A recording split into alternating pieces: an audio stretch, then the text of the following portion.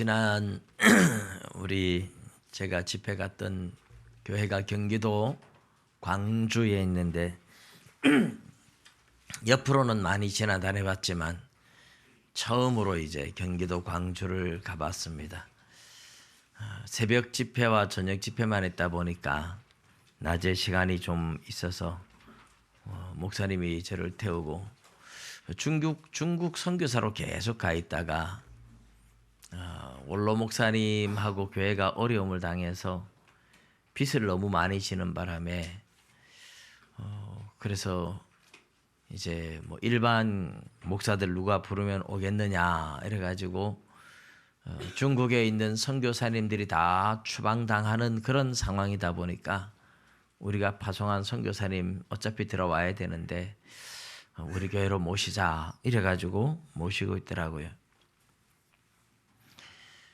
이분이 와서 이제 교인은 한 250명 이래 되고, 근데 한 7년 있으면서 그래도 한 10억 넘게 빚을 갚는 바람에 조금 숨통이 트였다고 이렇게 이야기를 하셨습니다. 이제 그분하고 그 남한강 북한강이 만나는 두물머리 하는 말로만 들어봤는데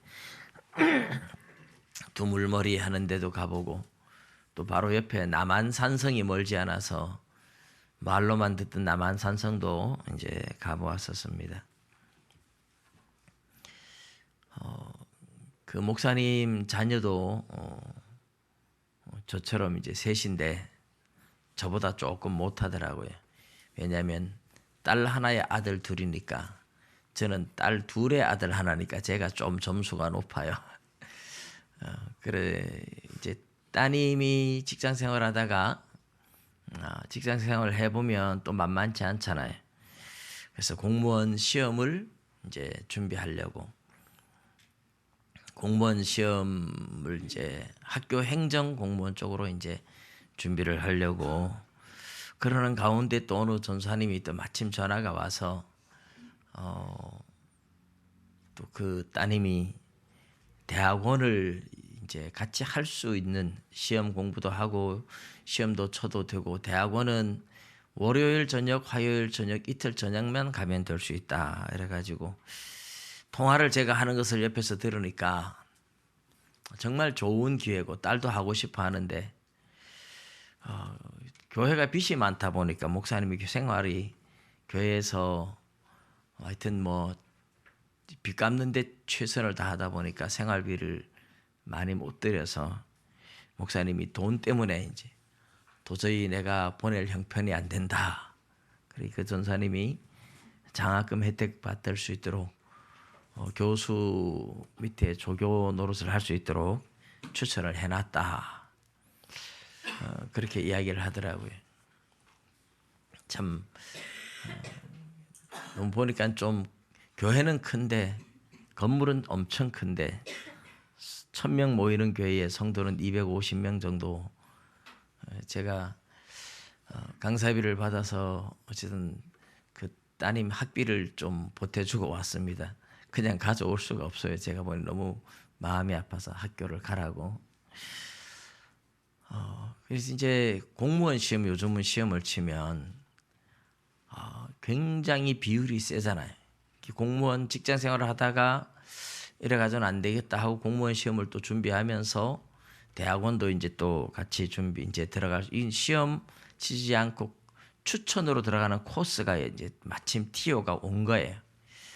근데 공무원은 정말 많은 사람들이 시험을 쳐가지고 이제 뽑잖아요. 몇 명 정해져 있잖아요, 그죠?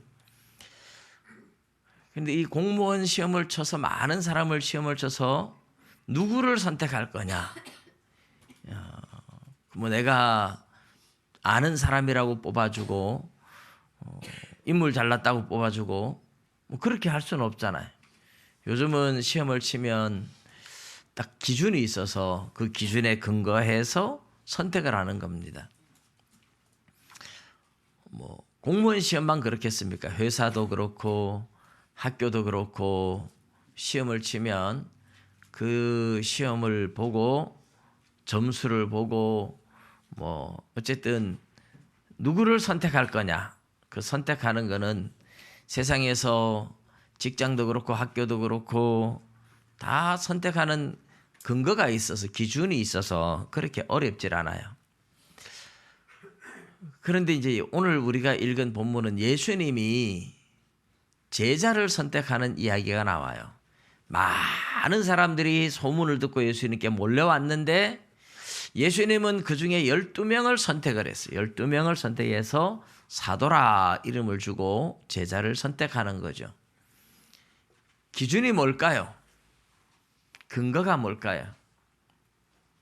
시험을 쳐서 뽑는 것도 아니고 뭐 시험 쳐서 카트라인을 정해놓은 것도 아니고, 우리 이제 오늘 본문의 그 이야기, 누구를 선택하며 어떻게 선택했는지 뭐 그런 이야기가 오늘 본문의 이제 주된 내용입니다.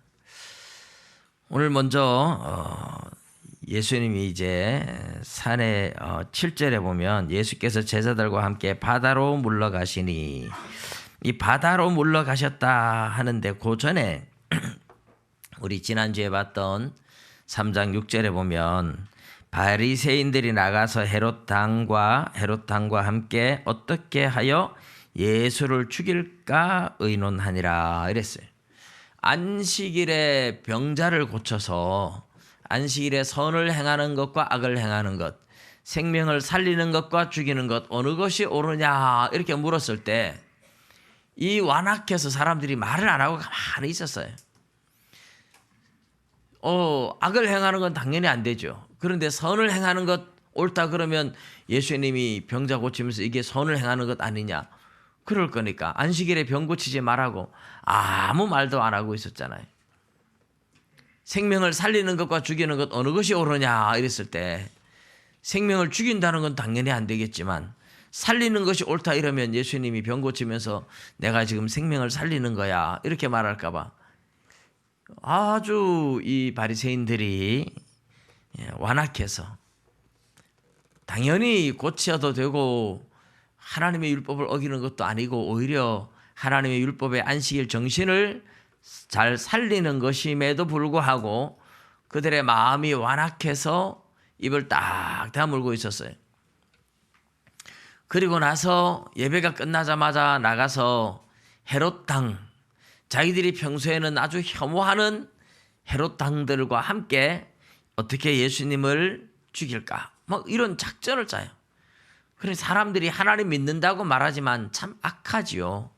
바리새인들과 서기관들, 이 사람들이 성경을 가르치고 율법을 가르치고 하나님을 제일 잘 믿는다고 큰소리치는 사람들이에요. 늘 자기들이 하나님을 제일 잘 믿는다고 다른 사람들한테 하나님 말씀 가르치고 하는 사람들인데 악하잖아요. 사람을 죽이려고, 그것도 악을 행한 것이 아닌 선을 행하시는 예수님을 죽이려고, 이렇게 죽이려고 하는 이유는 뭐예요? 기득권 싸움이거든요. 내가 가지고 있는 기득권을 예수님한테 빼앗길 것 같으니까, 예수님의 인기가 더 올라가니까, 사람들이 예수님의 가르침을 더 따라가니까 시기하고 질투해서 사실은 그렇게 예수님을 죽이려고 해요. 이건 참 악한 겁니다. 그리고 이렇게 악한 이유는 그들에게 믿음이 없기 때문에 그렇습니다. 근데 예수님은 거기서 그들과 싸우고 부딪히려고 생각하지 않아요. 그냥 악한 사람 악한 대로 내버려 두시고 바닷가, 갈릴리 바닷가로 회당에서 이제 물러가셨어요. 그 바닷가에 가서 얼마나 계셨는지 모르지만 예수님이 병을 고치고 하는 이런 소문이 들리면서 사람들이 사방에서 몰려오기 시작합니다. 엄청나게 많이 몰려왔어요. 네, 사람들이 몰려온 것을 오늘 본문에 그 이야기를 하는데, 유대와 예루살렘과 이두메와 요단강 건너편과 두로와 시돈 근처에서 많은 무리가 그가 하신 큰 일을 듣고 나오는지라 이랬어요. 뭐 소문 듣고 금방 요즘처럼 전화가 있어서 막 그렇게 온 건 아니겠죠.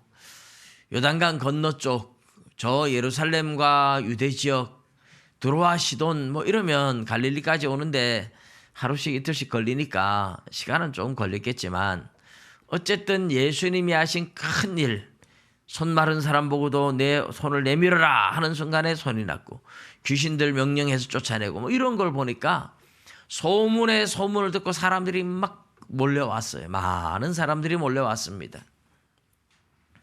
그런데 예수님께서 바닷가에서 이제 사람들을 가르치다가 너무 많은 사람들이 오니까 제자들한테 작은 배를 좀 띄워라. 그래가지고 예수님이 배 위에 올라가서 사람들을 가르쳤어요. 사람들이 예수님 만지면 병이 낫는다 생각하니까 병든 자들이 서로 예수님 만지려고 막 밀치고 땡기고 이러니까 막 혼란이 오고 뭐 제재가 잘 안 되죠. 뭐. 내가 살기 위해서 몸부림치는데 제재가 됩니까? 잘 안 되잖아요. 그러니까 예수님이 배에 올라가서 사람들을 가르치고 했는데 그 앞에 또 귀신 들린 사람들이 오면 귀신이 예수님을 먼저 알아보고 납작 엎드려 가지고 벌벌 떨면서 예수님을 하나님의 아들 예수여 하고 막 외치는 거예요.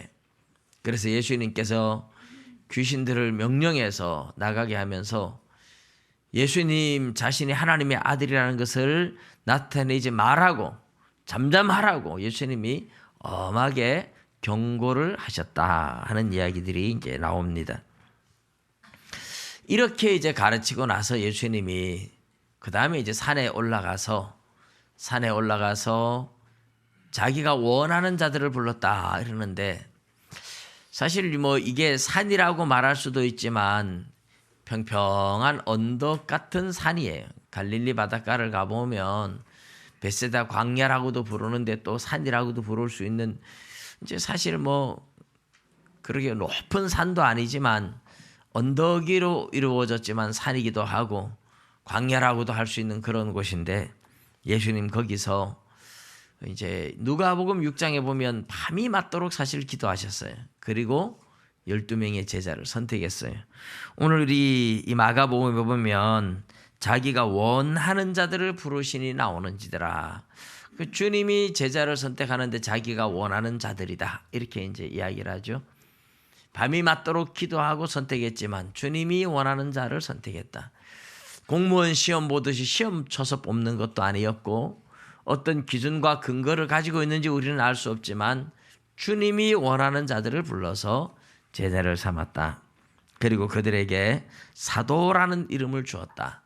12명의 제자를 선택했다. 오늘 우리가 읽은 본문의 내용이 이제 이런 내용이에요.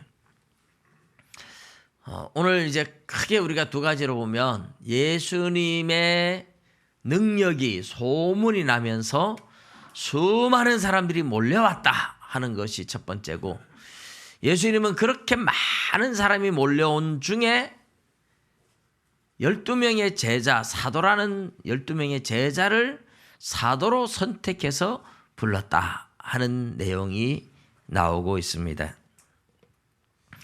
먼저 우리가 이 많은 사람들이 몰려온 내용을 보면 갈릴리 지역의 사람들만 아니라 저 남쪽 유다 지역의 예루살렘 지역의 사람들도 오고 이두메 하는 말은 에돔 지역을 이두메라고 불렀어요. 이두메.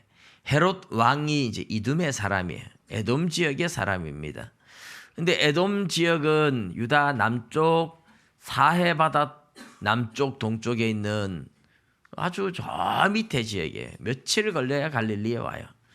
근데 거기에서도 사람들이 소문을 듣고 왔고 요단강 건너편에도 뭐 여기저기 사람들이 막 오고 저 북쪽 레바논 오늘날 레바논 있는 그 지역에 두로아 시돈 근처에서도 사람들이 몰려오고 사방에서 몰려왔어요. 사람들이 몰려온 이유는 단 하나예요. 예수님의 능력에 대한 소문을 들었기 때문에 예수님이 능력이 있어서 수많은 병자들을 고치고 귀신을 쫓아내고 큰 일을 행하셨다 하는 그 소문을 듣고 사람들이 몰려온 겁니다. 사람들이 어디에 많이 몰려갈까요? 이제 보통 이렇게 보면 슈퍼마켓 같은데 뭐 세일을 한다 이러면 사람들이 많이 몰려가죠. 어제인가 제가 아내하고 그런 이야기를 했어요. 집사람이 당신 국민카드 있어? 왜? 5만 원어치 사면 식용유 한 병 준대. 식용유 집에 쎄고 쎘는데 그 5만 원 식용유 한 병 공짜로 얻으려고 5만 원이나 써야 돼? 미끼에 속지 마. 그렇지. 그러면서 이런 데 절대로 현혹되지 말자. 이제 그런 얘기를 같이 했어요. 5만 원이라는 글을 쓰면 사실 그 속에 다 그게 들어있는 거예요. 그런데 괜히 식용유가 없으면 모르지만 식용유가 많이 있는데 그런 말에 유혹돼 가지고 돈을 5만 원이나 써야 될 이유가 없잖아요. 뭐 꼭 필요한 것이 있으면 뭐 살 수 있지만 그렇지 않은데 살 이유가 전혀 없는 거죠. 그런데 사람들은 의외로 그런 말에 굉장히 현혹이 잘 돼요. 어디서 세일한다 그러면 정말 많이 가요. 제가 요즘은 이마트나 뭐 이런 게 많지만 옛날에 이제 처음 이런 것이 대형 마트들이 생길 때 제가 구미 있을 때 대구 칠곡 IC 들어가자마자 왼쪽에 거기 델타클럽이라고 아마 있었던 것을 기억해요. 그래서 저는 뭐 알지도 못했는데 구미 목사님들이 장 보러 가는데 같이 가재요. 저는 뭐 그때만 해도 장 보러 잘 다니지도 않던 사람인데 뭐 장 보러 어디로 가느냐고 그러니까 선산장에 가느냐고 하니까 대구로 간대요. 아니 대구로 장 보러 무슨 대구까지 가냐고. 엄청 좋은 데가 있다고. 그래가지고 그 시골교회 목사님들이 와가지고 30만 원어치 40만 원어치 막 싸다고 사가는 거예요. 와 그때 제가 충격이었습니다. 그 30만 원어치 40만 원어치 장을 봐가지고 가면 그걸 두고 얼마나 먹을지는 모르겠지만 그것 때문에 싸다는 맛 때문에 훨씬 돈을 더 많이 쓰는 거예요. 우리 사람들이 다 그런 것 같아요. 어디서 조금 더 싸게 해준다 그러면 사람들이 그리로 몰려가고. 근데 이제 시골교회에 있을 때 집사람하고 또 섬에 몇 번 전도 여행을 같이 한의사 분하고 같이 간 적이 있어요. 저희 집사람은 가서 머리 깎아주고 한의사 분은 침을 놔주고 뭐 이제 그러면서 가니까 그 섬에서 어디서 사람들이 그렇게 몰려오는지 교회는 평소에 안 다니는데 뭐 한의사가 왔다 이러니까 안 아픈 사람이 없는 것 같아요. 다 와가지고 난 여기 아파요 저기 아파요. 그래서 침 놓고 약 지어주고 뭐 그래가지고 한 3일씩 있으면서 막 그냥 파마해주고 머리 깎아주고 침 놔주고 뭐 한약 지어주고 이제 예배 드리고 나면 그게 이제 하루 일과였던 것 같아요.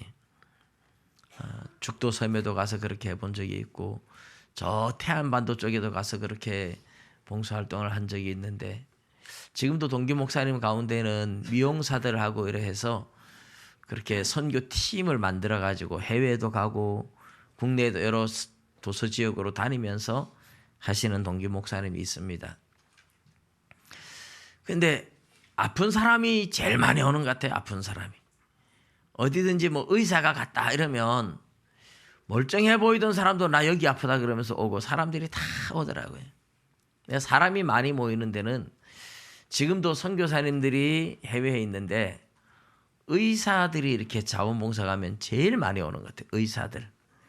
그래서 대구에도 우리나라에 이제 의대마다 그 의료 선교회가 있어요. CMS라는 그 의대생 선교회가 있는데 거기 전국 총 담당하는 목사님이 저하고 대구에서 같이 아나톨레 이제 성경 공부를 같이 했던 목사님이에요. 그분은 해마다 의사들 한 20명 정도를 데리고 인도도 가고 네팔도 가고 아프리카 탄자니아도 가고 에티오피아도 가고 해마다 하여튼 그 의료 봉사팀을 꾸려 가지고 전 세계를 굉장히 많이 가는 걸 봤습니다. 근데 가면 그렇게 사람들이 많이 몰려온대요. 제일 사람들이 많이 오는 게 그런 거죠.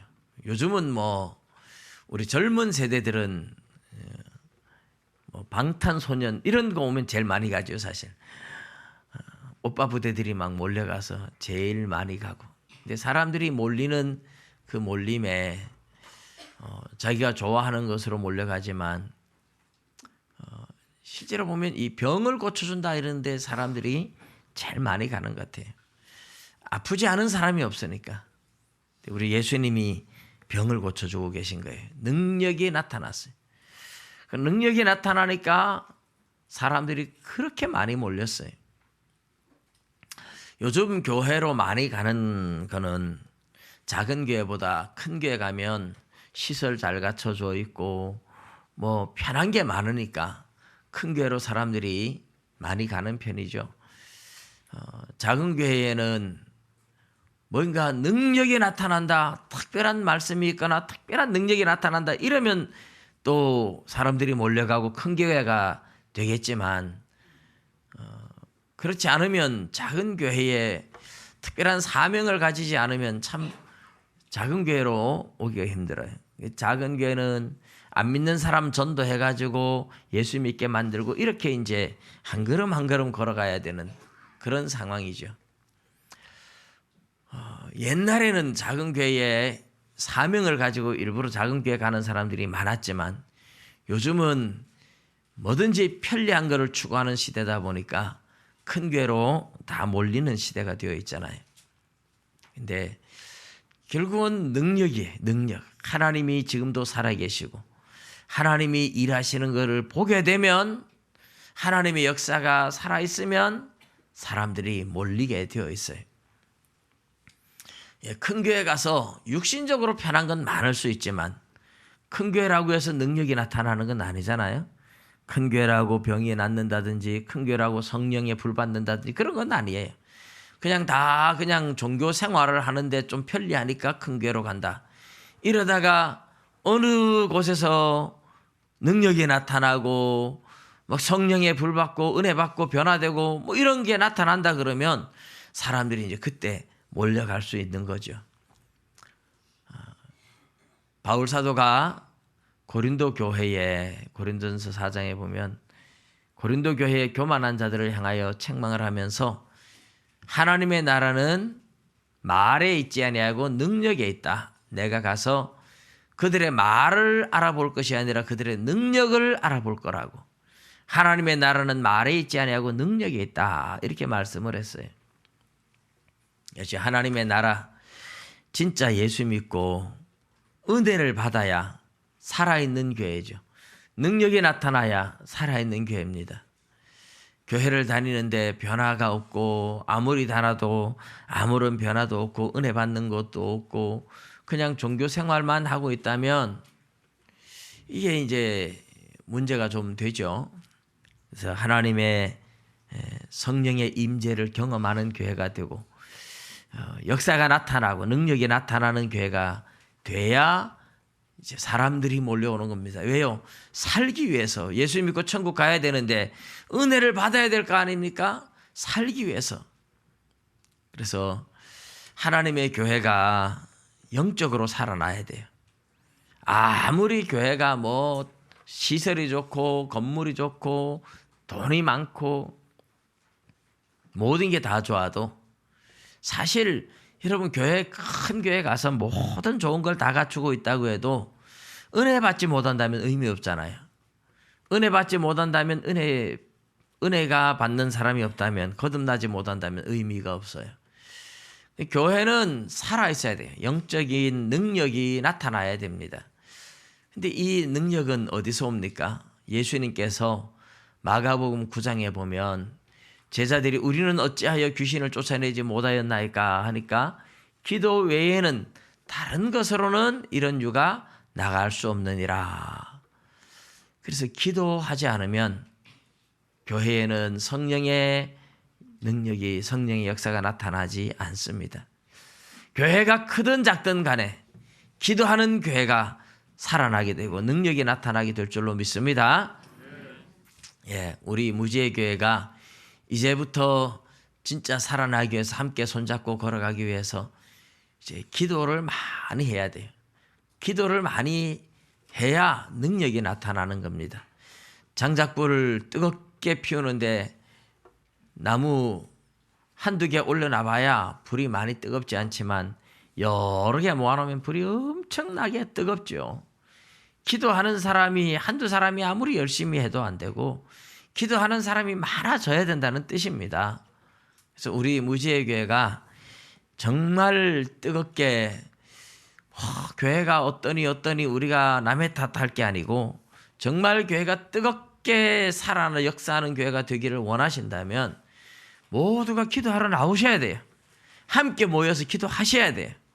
기도하는 사람이 많아지면 기도가 뜨거워지고 기도의 열기가 뜨거워지고 성령의 불이 뜨겁게 붙어질 줄로 믿습니다. 기도하는 해가 되시기를 주님의 이름으로 축복합니다. 주님은 이렇게 많이 모인 사람 가운데에 이제 12명의 제자를 뽑습니다. 12명의 제자를 선택하는 이 그림을 상상해 보십시오. 예수님이 산에 올라가 자기가 원하는 자들을 불렀다. 그래서 12명의 제자를 불렀다. 단순하게 그냥 제자를 뽑는 것 같지만 누가복음 6장에 나오는 대로 보면 예수님이 밤새도록 기도하고 기도해서 12명의 제자를 선택을 했어요. 그러니까 하나님의 뜻, 예수님의 뜻 같은 거죠. 주님이 원하는 자들, 이 말은 하나님이 원하는 자들, 주님이 원하는 자들. 이것은 많이 배웠다고 되는 것도 아니고 말 잘한다고 되는 것도 아니고 돈 많다고 되는 것도 아니고 실력이 좋다고 되는 것도 아닙니다. 능력이 있다고 되는 것도 아닙니다. 힘이 세다고 되는 것도 아니에요. 하나님이 선택하는 선택은 인간의 조건에 달려있지 않습니다. 인간의 조건에 달려있다면 저는 무조건 목사를 못할 사람이 아니겠습니까? 키도 크고 인물도 좋고 많이 배우고 뭐 엘리트 그런 사람들 세상에 엄청나게 많습니다. 근데 뭐 좀 사람이 내가 이만하면 괜찮지 않을까 하고 나가보면요. 잘난 사람 너무나 많아요. 똑똑하고 키 크고 인물 좋고 많이 배우고 뭐 이런 사람들 세상에 정말 많습니다. 그러는데 그런 인간의 조건을 가지고 주님이 제자를 선택한 게 아니었다는 거죠. 하나님의 선택은 하나님의 부르심에는 후회하심이 없다고 했습니다. 하나님이 원하는 자들을 부르는 거지 인간의 조건이 아니에요. 여러분이 내가 무슨 직분을 가지고 있든지 간에 사람이 세웠다고 생각하시지 마시고 어쨌든 하나님이 나를 부르셨다. 믿으시기 바랍니다. 하나님이 부르셨어요. 저도 보잘것없고 아무리 제가 생각을 해봐도 자격이 없는데 하나님이 왜 부르셨을까? 뭐 하나님의 뜻이죠. 뭐 하나님의 선택이죠. 그런데 이제 제가 하나님이 나를 부른 이유가 뭘까? 사실 저는 하나님이 나 같은 사람을 왜 불렀을까를 많이 고민해 봤어요. 내린 결론이 하나 있습니다. 그 결론이 뭐냐 하면 나를 하나님이 목사로 만들어 놓지 않으면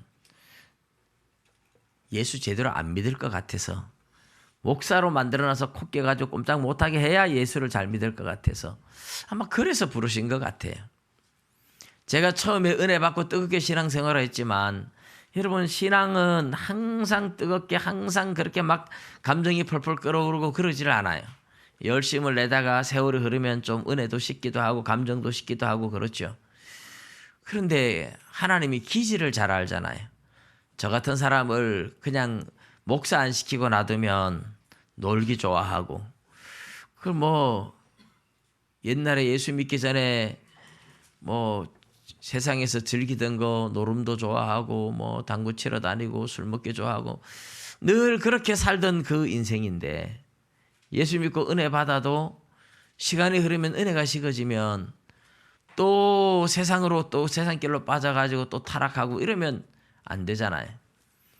그런데 제가 그래서 보니까 집사님들이 신앙생활 잘하는 게 굉장히 위대하다는 생각이 들었어요. 왜냐하면 목사도 아닌데 저렇게 교회 안 빠지고 열심히 다니고, 목사도 아닌데 열심히 기도하고, 정말 대단하다는 생각이 들었어요.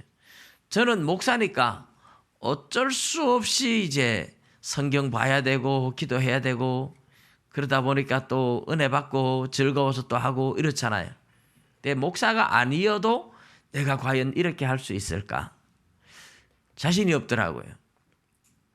그러니까 하나님의 선택은 사람이 잘나서 목사 세우는 게 아니고 잘나서 장로 세우는 게 아니다. 오히려 못나서 세울 수도 있다. 제가 저를 볼 땐 그런 느낌이 들었습니다. 다른 사람들이 다 저처럼 그렇진 않아요. 그러니까 제가 저를 볼 때는 못나서 목사로 세웠다. 목사 안 세우면 틀림없이 세상길로 빠졌을 것 같다.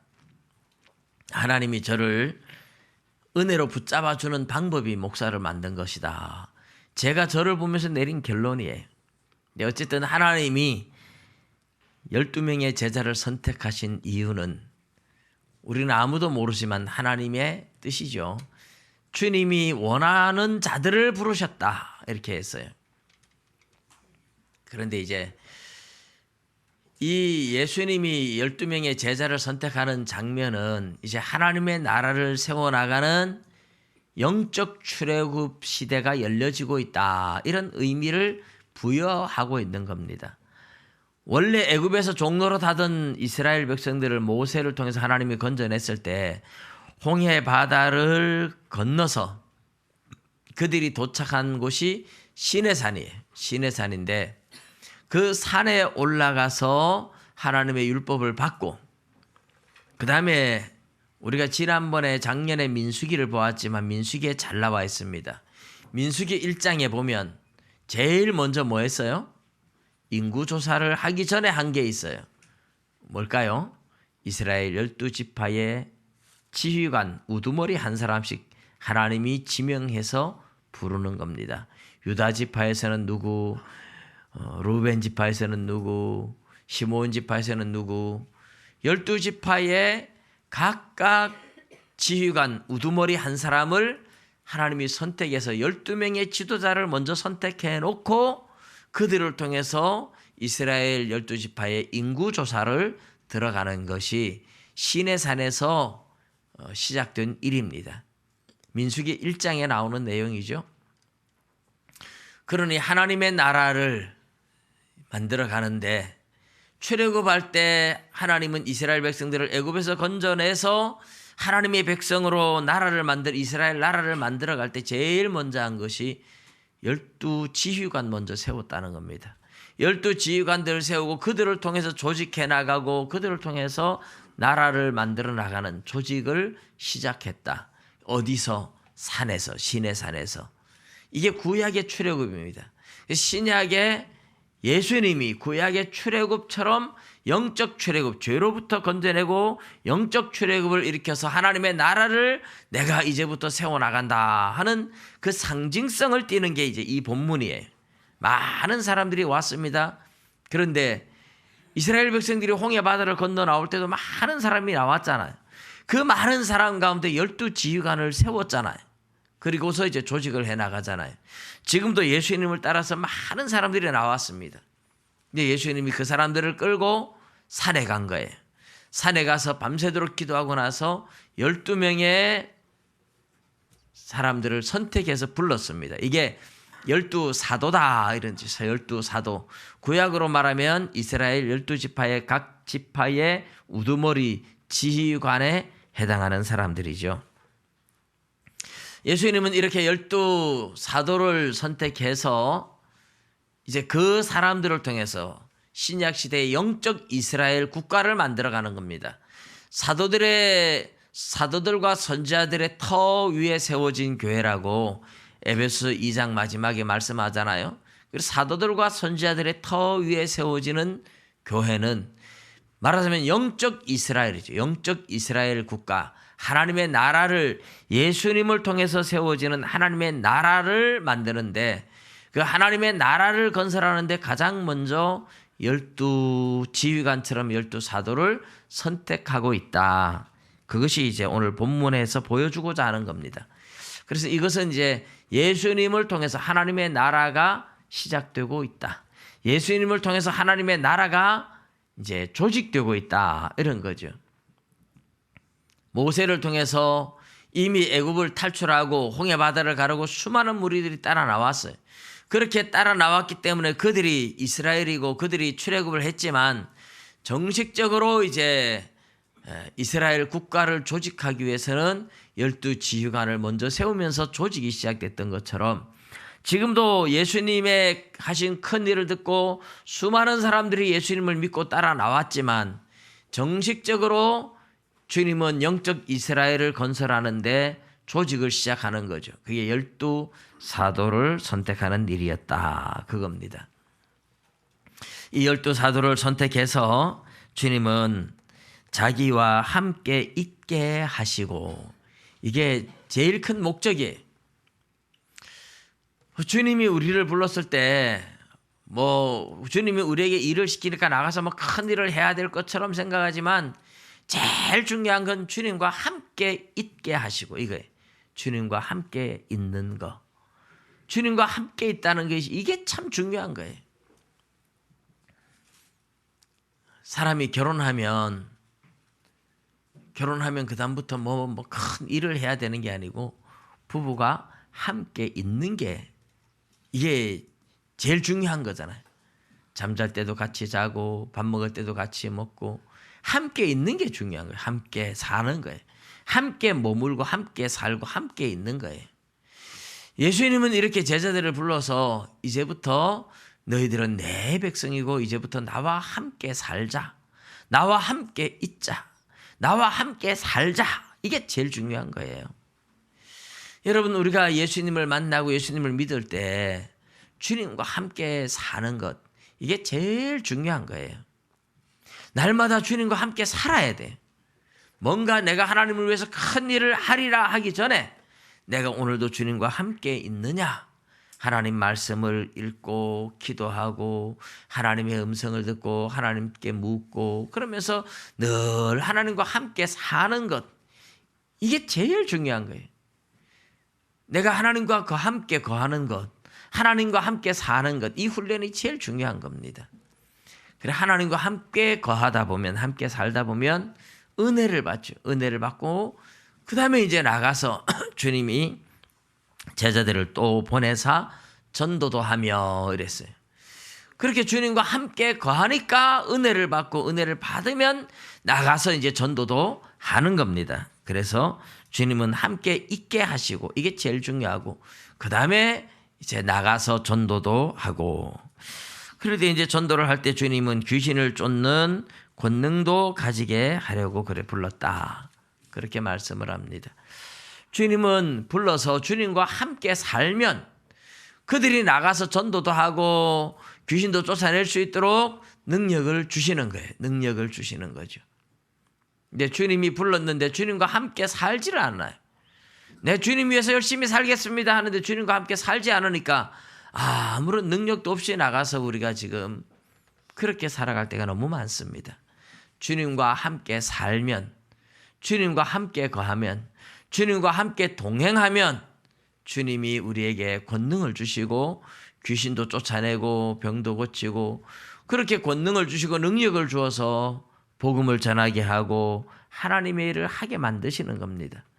그래서 우리가 하나님의 일을 하는 것이 뭔가 큰 일을 해야 된다라는 이런 개념을 먼저 버리고 주님과 내가 주님 앞에 부름받았으니까 주님과 함께 사느냐 주님을 모시고 살아가고 있느냐 내 마음에 항상 주님이 있느냐 그게 제일 중요한 거예요.